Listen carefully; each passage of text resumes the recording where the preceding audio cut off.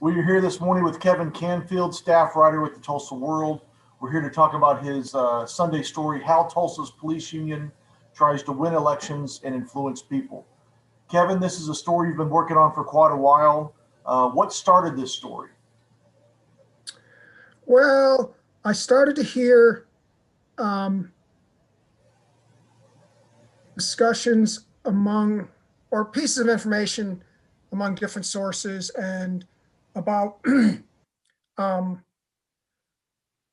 lack of a better word, tactics that the FOP uses to, influence elections. And of course, no one would say that a union can't contribute to a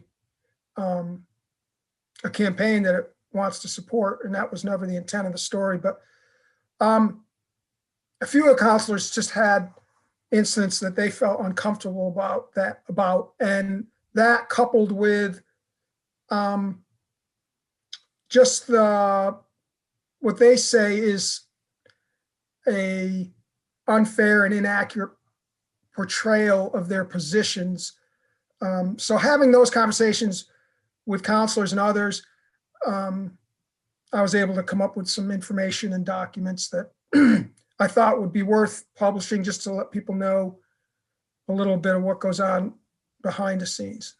And the president of the Fraternal Order of Police Lodge 93, who again is the focus of this piece, said he does not agree with this us versus them storyline that one of the counselors offered. He actually said in the story, it's the right, wrong, the factual, and the perception issue. If the facts are the facts, no matter how you look at it, and if you are willing to listen to facts and listen to the data that backs up the facts, then that is all we ask for, and we just want an open dialogue.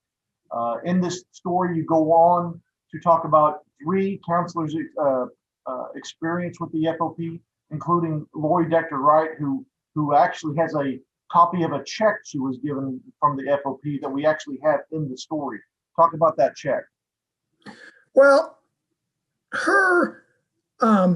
she was a new city councilor. She was in a race that involved, it was a District 7 council race to replace a councilor who had left to become the city parks director.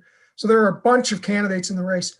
And I think even Lori would say that given that there were 7 councilors, no one knew what to expect. But she won that race.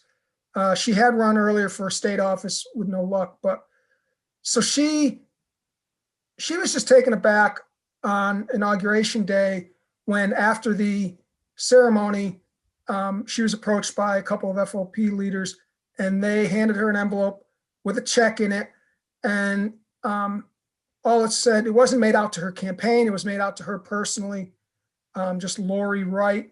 And the memo note said campaign, but there was nothing else beyond that.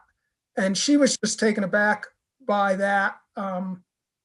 She didn't expect to be handed a check at that point, and she was troubled by what she thought was a lack of specificity on that check. It didn't make it out to the campaign, and she didn't have any campaign debt. So just the whole thing made her feel It did not have a donation form attached. No, it didn't.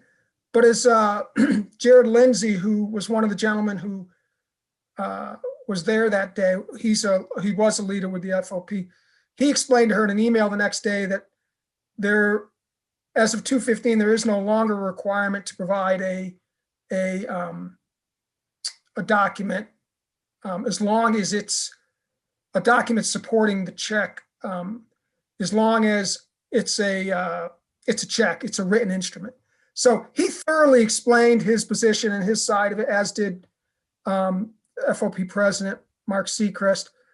But the bottom line is it left her feeling uncomfortable. And I think, and I don't want to speak for her, but I think it was not the greatest way for them to start off their relationship with her, because I think it just alarmed her a little bit, And then Connie Dotson, another city councilor, she actually, you found a report that she had filed against a previous FOP president in a conversation that they had that she felt uncomfortable about as well. Right. Connie is a She was going into her second term. It was in 2016, her campaign for her second term. And she's been on the council now then almost 6 years. She'll tell you she has a good relationship with the FOP, but she was troubled by a meeting she had at the Daily Grill downtown with Clay Ballinger, who was the president of the FOP at that point. And in her complaint to the FOP, she noted that by her account, Clay had conditioned the FOP's support on her distancing herself from a member of one of the Hispanic Chamber of Commerce's. And she took offense to that. And the complaint also went on to say that he would work to, this is my word, not hers, but poison or disrupt her relationship with the FOP and police in general if she were to not distance herself from that. And Connie's a kind of a street smart local politician, and she wasn't going to have any of it and didn't want there to be any conditions, and certainly didn't want what she perceived to be any threats to be part of the conversation. So she sent a letter to the FOP, and she cited state statutes that talk about bribing public officials, and she took it very seriously. And in discussions with the FOP at that time, which was last year, because she waited a while to file it because Clay Ballinger left his position soon after their discussion. So, but she was just troubled by it, and she sent a letter, attached it, a document related to statutes outlining what bribing a public official is. And that document was sent to the Internal Affairs Department with the cooperation of the FOP to ensure that it was looked into. Connie said that nothing came of it because Mr. Ballinger had left his position as the president of the FOP, and he and the incident happened so long ago. And according to Connie, she was told it would be kept in his file, just in case something like this arised again. So this is the second story that you've written about the FOP. You talked also about some of the dark money that was used in city council races and the connection to a voluntary a police chaplain. It seems like there's a lot of money in city council races, and there's a lot of money connected with the FOP and also with this dark money group. What do you, when you look back now at these two stories that you've written, kind of about how the FOP is trying to influence elections and trying to influence people, what are some of the impressions that you get that you think, or some facts that you think people need to remember?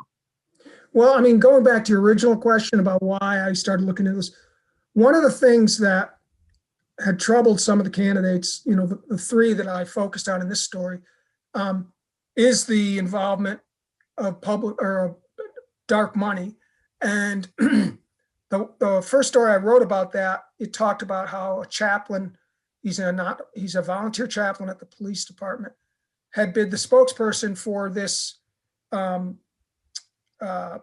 out of Ohio that poured a lot of money into the Tulsa City Council races. And the pastor was very upfront about saying, the same things that you heard in the city council. I mean, in other words, the PAC out of Ohio supported the same candidates that the FOP did not endorse and whose opponents they supported. So there was the natural question is the FOP involved with the PAC money that's coming out of Ohio? They've claimed no, and we'll write more about this, but to the counselors, it seemed